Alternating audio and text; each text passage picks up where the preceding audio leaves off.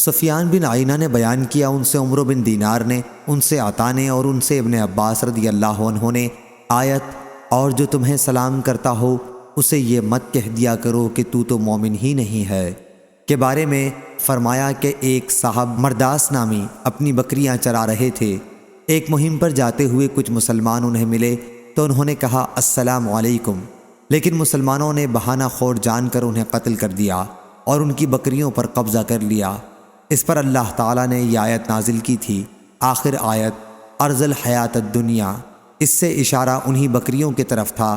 بیان کیا کہ حضرت ابن عباس رضی اللہ عنہ نے السلام قرأت کی ہے، مشہور قرأت بھی یہی ہے۔ صحیح بخاری حدیث نمبر 4591۔ سہل بن سعد سعدی رضی اللہ عنہ نے بیان کیا، انہوں نے مروان بن حکم بن عاص کو مسجد میں دیکھا۔ بیان کیا کہ پھر میں ان کے پاس آیا اور ان کے پہلو میں بیٹھ گیا۔ انہوں نے مجھے خبر دی اور انہیں زید بن ثابت رضی اللہ عنہ نے خبر دی تھی کہ رسول اللہ صلی اللہ علیہ وسلم نے ان سے یہ آیت لکھوائی، مسلمانوں میں سے گھر بیٹھ رہنے والے اور اللہ کی راہ میں اپنے مال اور اپنی جان سے جہاد کرنے والے برابر نہیں ہو سکتے۔ ابھی آپ یہ آیت لکھوا ہی رہے تھے کہ حضرت ابن ام مکتوم رضی اللہ عنہ آ گئے اور عرض کیا، اللہ کی قسم یا رسول اللہ، اگر میں جہاد میں شرکت کر سکتا تو یقیناً جہاد کرتا۔ وہ اندھے تھے۔ اس کے بعد اللہ نے اپنے رسول پر وحی اتاری، آپ کی ران میری ران پر تھی، شدت وحی کی وجہ سے اس کا مجھ پر اتنا بوجھ پڑا کہ مجھے اپنی ران پھٹ جانے کا اندیشہ ہو گیا۔ یہ کیفیت ختم ہوئی اور اللہ تعالیٰ نے غیر للضرر کے الفاظ نازل کیے۔ صحیح بخاری حدیث نمبر 4592۔ برا بن عازب رضی اللہ عنہ نے کہا کہ جب آیت لا یستوی القاعدون من المؤمنین نازل ہوئی تو رسول اللہ صلی اللہ علیہ وسلم نے حضرت زید بن ثابت رضی اللہ عنہ کو کتابت کے لیے بلایا اور انہوں نے وہ آیت لکھ دی۔ پھر حضرت عبداللہ ابن ام مکتوم رضی اللہ عنہ حاضر ہوئے اور اپنے نابینا ہونے کا عذر پیش کیا تو اللہ تعالیٰ نے غیر اولِ الضرر کے الفاظ اور نازل کیے۔ صحیح بخاری حدیث نمبر 4593۔ برا بن عازب رضی اللہ عنہ نے بیان کیا کہ جب آیت لا یستوی القاعدون من المؤمنین نازل ہوئی تو حضرت صلی اللہ علیہ وسلم نے فرمایا کہ فلاں یعنی زید بن ثابت رضی اللہ عنہ کو بلاؤ۔ وہ اپنے ساتھ دوات اور تختی یا شانے کی ہڈی لے کر حاضر ہوئے تو حضرت صلی اللہ علیہ وسلم نے فرمایا، لکھو لا یستوی القاعدون من المؤمنین والمجاہدون فی سبیل اللہ۔ ابن ام مکتوم رضی اللہ عنہ نے جو حضور اکرم صلی اللہ علیہ وسلم کے پیچھے موجود تھے عرض کیا، یا رسول اللہ میں نابینا ہوں۔ چنانچہ وہیں اس طرح آیت نازل ہوئی، لا یستوی القاعدون من المؤمنین غیر اولی الضرر والمجاہدون فی سبیل اللہ۔ صحیح بخاری حدیث نمبر 4594۔ عبد الکریم جرزی نے خبر دی، انہیں عبداللہ بن حارث کے غلام مقسم نے خبر دی اور انہیں حضرت ابن عباس رضی اللہ عنہ نے خبر دی کہ لا یستوی القاعدون من المؤمنین سے اشارہ ہے ان لوگوں کی طرف جو بدر میں شریک تھے اور جنہوں نے بلا کسی عذر کے بدر کی لڑائی میں شرکت نہیں کی تھی، وہ دونوں برابر نہیں ہو سکتے۔ صحیح بخاری حدیث نمبر 4595۔ محمد بن عبد الرحمن ابو الاسود نے بیان کیا، کہا کہ اہل مدینہ کو جب مکے میں ابن زبیر رضی اللہ عنہ کی خلافت کا دور تھا، شام والوں کے خلاف ایک فوج نکالنے کا حکم دیا گیا۔ اس فوج میں میرا نام بھی لکھا گیا تو ابن عباس رضی اللہ عنہ کے غلام اکرمہ سے میں ملا اور انہیں اس صورتحال کی اطلاع کی۔ انہوں نے بڑی سختی کے ساتھ اس سے منع کیا اور فرمایا کہ مجھے ابن عباس رضی اللہ عنہ نے خبر دی تھی کہ کچھ مسلمان مشرکین کے ساتھ رہتے تھے اور اس طرح رسول اللہ صلی اللہ علیہ وسلم کے خلاف ان کی زیادتی کا سبب بنتے، پھر تیر آتا اور وہ سامنے پڑ جاتے تو انہیں لگ جاتا اور اس طرح ان کی جان جاتی یا تلوار سے غلطی میں انہیں قتل کر دیا جاتا۔ اس پر اللہ تعالیٰ نے یہ آیت نازل فرمائی، بے شک ان لوگوں کی جان جنہوں نے اپنے اوپر ظلم کر رکھا ہے جب فرشتے قبض کرتے ہیں، آخر آیت تک۔ اس روایت کو لیث بن سعد نے بھی ابو اسود سے نقل کیا ہے۔ صحیح بخاری حدیث نمبر 4596۔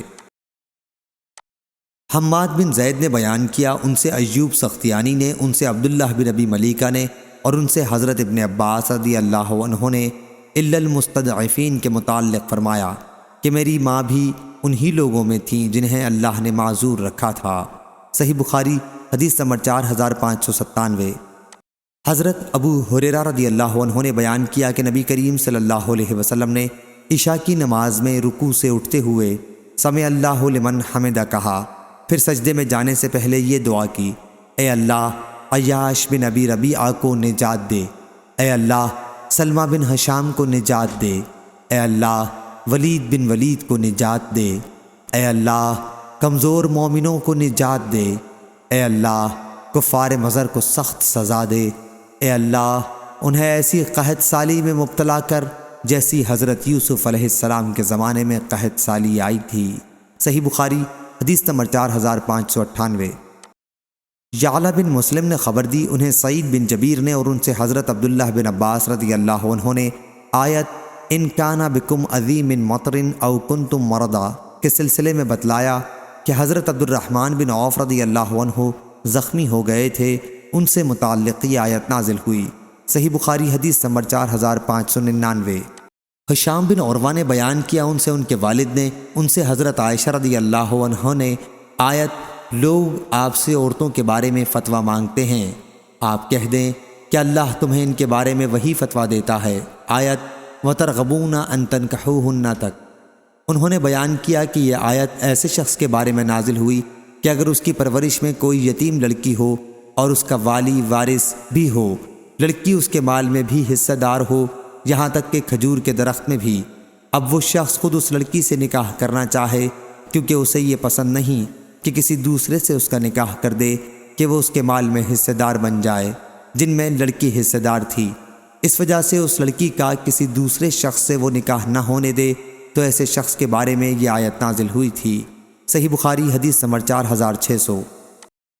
ہشام بن عروہ نے خبر دی، انہیں ان کے والد نے اور ان سے حضرت عائشہ رضی اللہ عنہا نے آیت اور کسی عورت کو اپنے شوہر کی طرف سے زیادتی یا بے رغبتی کا خوف ہو کے متعلق کہا، کیا ایسے مرد جس کے ساتھ اس کی بیوی رہتی ہے لیکن شوہر کو اس کی طرف کوئی خاص توجہ نہیں بلکہ وہ اسے جدا کر دینا چاہتا ہے، اس پر عورت کہتی ہے کہ میں اپنی باری اور اپنا نان و نفقہ معاف کر دیتی ہوں، تم مجھے طلاق نہ دو، تو ایسی صورت کے متعلق یہ آیت اسی باب میں اتری۔ صحیح بخاری حدیث نمبر 4601۔ اسود نے بیان کیا کہ ہم حضرت عبداللہ بن مسعود رضی اللہ عنہ کے حلقہ درس میں بیٹھے ہوئے تھے کہ حضرت حذیفہ رضی اللہ عنہ تشریف لائے اور ہمارے پاس کھڑے ہو کر سلام کیا، پھر کہا نفاق میں وہ جماعت مبتلا ہو گئی جو تم سے بہتر تھی۔ اس پر اسود بولے سبحان اللہ، اللہ تعالیٰ تو فرماتا ہے کہ منافق دوزخ کے سب سے نچلے درجے میں ہوں گے۔ عبداللہ بن مسعود رضی اللہ عنہ مسکرانے لگے اور حذیفہ رضی اللہ عنہ مسجد کے کونے میں جا کر بیٹھ گئے۔ اس کے بعد حضرت عبداللہ بن مسعود رضی اللہ عنہ اٹھ گئے اور آپ کے شاگرد بھی ادھر ادھر چلے گئے۔ پھر حذیفہ رضی اللہ عنہ نے مجھ پر کنکری پھینکی، یعنی مجھ کو بلایا، میں حاضر ہو گیا تو کہا کہ مجھے عبداللہ بن مسعود رضی اللہ عنہ کی ہنسی پر حیرت ہوئی، حالانکہ جو کچھ میں نے کہا تھا اسے وہ خوب سمجھتے تھے۔ یقیناً نفاق میں ایک جماعت کو مبتلا کیا گیا تھا جو تم سے بہتر تھی، اس لیے کہ پھر انہوں نے توبہ کر لی اور اللہ نے بھی ان کی توبہ قبول کر لی۔ صحیح بخاری حدیث نمبر 4602۔ عامش نے بیان کیا، ان سے ابو وائل نے اور ان سے حضرت عبداللہ بن مسعود رضی اللہ عنہ نے کہ نبی کریم صلی اللہ علیہ وسلم نے فرمایا، کسی کے لیے مناسب نہیں کہ مجھے یونس بن متی سے بہتر کہے۔ صحیح بخاری حدیث نمبر 4603۔ حضرت ابو ہریرہ رضی اللہ عنہ نے بیان کیا کہ نبی کریم صلی اللہ علیہ وسلم نے فرمایا، جو شخص یہ کہتا ہے کہ میں حضرت یونس بن متی سے بہتر ہوں، اس نے جھوٹ کہا۔ صحیح بخاری حدیث نمبر 4604۔ شعبہ نے بیان کیا، ان سے ابو اسحاق نے اور انہوں نے برا بن عازب رضی اللہ عنہ سے سنا، انہوں نے بیان کیا کہ سب سے آخر میں جو سورت نازل ہوئی وہ سورہ برات ہے، اور احکام میراث کے سلسلے میں سب سے آخر میں جو آیت نازل ہوئی وہ یستفتونک قل اللہ یفتیکم فی الکلالہ ہے۔ صحیح بخاری حدیث نمبر 4605۔ سفیان ثوری نے بیان کیا، ان سے قیس بن اسلم نے اور ان سے طارق بن شہاب نے کہ یہودیوں نے حضرت عمر رضی اللہ عنہ سے کہا کہ آپ لوگ ایک ایسی آیت کی تلاوت کرتے ہیں کہ اگر ہمارے یہاں وہ نازل ہوئی ہوتی تو ہم جس دن وہ نازل ہوئی ہوتی اس دن عید منایا کرتے۔ حضرت عمر رضی اللہ عنہ نے کہا میں خوب اچھی طرح جانتا ہوں کہ یہ آیت الیوم اکملت لکم دینکم کہاں اور کب نازل ہوئی تھی، اور جب عرفات کے دن نازل ہوئی تو حضور صلی اللہ علیہ وسلم کہاں تشریف رکھتے تھے۔ اللہ کی قسم ہم اس وقت میدان عرفات میں تھے۔ سفیان ثوری نے کہا کہ مجھے شک ہے کہ وہ جمعہ کا دن تھا یا اور کوئی دوسرا دن۔ صحیح بخاری حدیث نمبر 4606۔ قاسم بن محمد نے بیان کیا اور ان سے نبی کریم صلی اللہ علیہ وسلم کی زوجہ مطہرہ حضرت عائشہ رضی اللہ عنہا نے بیان کیا کہ ایک سفر میں ہم رسول اللہ صلی اللہ علیہ وسلم کے ساتھ روانہ ہوئے۔ جب ہم مقام بیدا یا ذات الجیش تک پہنچے تو میرا ہار گم ہو گیا، اس لیے رسول اللہ صلی اللہ علیہ وسلم نے اسے تلاش کروانے کے لیے وہیں قیام کیا، اور صحابہ رضی اللہ عنہم نے بھی آپ صلی اللہ علیہ وسلم کے ساتھ قیام کیا۔ وہاں کہیں پانی نہیں تھا اور صحابہ رضی اللہ عنہم کے ساتھ بھی پانی نہیں تھا۔ لوگ ابو بکر صدیق رضی اللہ عنہ کے پاس آئے اور کہنے لگے ملاحظہ نہیں فرماتے عائشہ رضی اللہ عنہا نے کیا کر رکھا ہے، اور حضور صلی اللہ علیہ وسلم کو یہیں ٹھہرا لیا اور ہمیں بھی، حالانکہ یہاں کہیں پانی نہیں ہے اور نہ کسی کے پاس پانی ہے۔ حضرت ابو بکر رضی اللہ عنہ میرے یہاں آئے، حضور صلی اللہ علیہ وسلم سر مبارک میری ران پر رکھ کر سو گئے تھے اور کہنے لگے تم نے حضرت صلی اللہ علیہ وسلم کو اور سب کو روک لیا، حالانکہ یہاں کہیں پانی نہیں ہے اور نہ کسی کے ساتھ پانی ہے۔ حضرت عائشہ رضی اللہ عنہا نے بیان کیا کہ ابو بکر صدیق رضی اللہ عنہ مجھ پر بہت خفا ہوئے، اور جو اللہ کو منظور تھا مجھے کہا سنا، اور ہاتھ سے میری کوکھ میں کچوکے لگائے۔ میں نے صرف اس خیال سے کوئی حرکت نہیں کی کہ حضرت صلی اللہ علیہ وسلم میری ران پر اپنا سر رکھے ہوئے تھے۔ پھر حضور صلی اللہ علیہ وسلم اٹھے اور صبح تک کہیں پانی کا نام و نشان نہیں تھا۔ پھر اللہ تعالیٰ نے تیمم کی آیت اتاری تو اسید بن حضیر رضی اللہ عنہ نے کہا کہ آل ابی بکر یہ تمہاری کوئی پہلی برکت نہیں ہے۔ بیان کیا کہ پھر ہم نے وہ اونٹ اٹھایا جس پر میں سوار تھی تو ہار اسی کے نیچے مل گیا۔ صحیح بخاری حدیث نمبر 4607۔ حضرت ابن مسعود رضی اللہ عنہ نے بیان کیا کہ میں حضرت مقداد بن اسود رضی اللہ عنہ کے قریب موجود تھا۔ دوسری سند حمدان بن عمر نے بیان کیا، کہا ہم سے ابو نضر ہاشم بن قاسم نے بیان کیا، کہا ہم سے عبید اللہ بن عبد الرحمن اشجعی نے بیان کیا، ان سے سفیان ثوری نے، ان سے مخارق بن عبداللہ نے، ان سے طارق بن شہاب نے، اور ان سے حضرت عبداللہ بن مسعود رضی اللہ عنہ نے بیان کیا کہ جنگ بدر کے موقع پر مقداد بن اسود رضی اللہ عنہ نے کہا تھا یا رسول اللہ صلی اللہ علیہ وسلم ہم آپ سے وہ بات نہیں کہیں گے جو بنی اسرائیل نے موسیٰ علیہ السلام سے کہی تھی کہ آپ خود اور آپ کے خدا چلے جائیں اور آپ دونوں لڑ بھڑ لیں، ہم تو یہاں سے ٹلنے کے نہیں آپ چلیے، ہم آپ کے ساتھ جان دینے کو حاضر ہیں۔ رسول اللہ صلی اللہ علیہ وسلم کو ان کی اس بات سے خوشی ہوئی۔ اس حدیث کو وکی نے بھی سفیان ثوری سے، انہوں نے مخارق سے، انہوں نے طارق سے روایت کیا ہے کہ مقداد رضی اللہ عنہ نے حضرت صلی اللہ علیہ وسلم سے یہ عرض کیا جو اوپر بیان ہوا۔ صحیح بخاری حدیث نمبر 4609۔ ابو قلابہ کے غلام نے بیان کیا اور ان سے ابو قلابہ نے کہ وہ امیر المومنین عمر بن عبدالعزیز رحمہ اللہ خلیفہ کے پیچھے بیٹھے ہوئے تھے۔ مجلس میں قسامت کا ذکر آ گیا۔ لوگوں نے کہا کہ قسامت میں قصاص لازم ہوگا، آپ سے پہلے خلفائے راشدین نے بھی اس میں قصاص لیا ہے۔ پھر عمر بن عبدالعزیز رحمہ اللہ ابو قلابہ کی طرف متوجہ ہوئے، وہ پیچھے بیٹھے ہوئے تھے، اور پوچھا عبداللہ بن زید تمہاری کیا رائے ہے، یا یوں کہا کہ ابو قلابہ آپ کی کیا رائے ہے؟ میں نے کہا کہ مجھے تو کوئی ایسی صورت معلوم نہیں ہے کہ اسلام میں کسی شخص کا قتل جائز ہو، سوائے اس کے کہ کسی نے شادی شدہ ہونے کے باوجود زنا کیا ہو، یا ناحق کسی کو قتل کیا ہو، یا اللہ اور اس کے رسول سے لڑا ہو، مرتد ہو گیا ہو۔ اس پر انبسا نے کہا کہ ہم سے انس رضی اللہ عنہ نے اس طرح حدیث بیان کی تھی۔ ابو قلابہ بولے کہ مجھ سے بھی انہوں نے یہ حدیث بیان کی تھی۔ بیان کیا کہ کچھ لوگ نبی کریم صلی اللہ علیہ وسلم کی خدمت میں حاضر ہوئے اور اسلام پر بیعت کرنے کے بعد حضرت صلی اللہ علیہ وسلم سے کہا کہ ہمیں اس شہر مدینہ کی آب و ہوا موافق نہیں آئی۔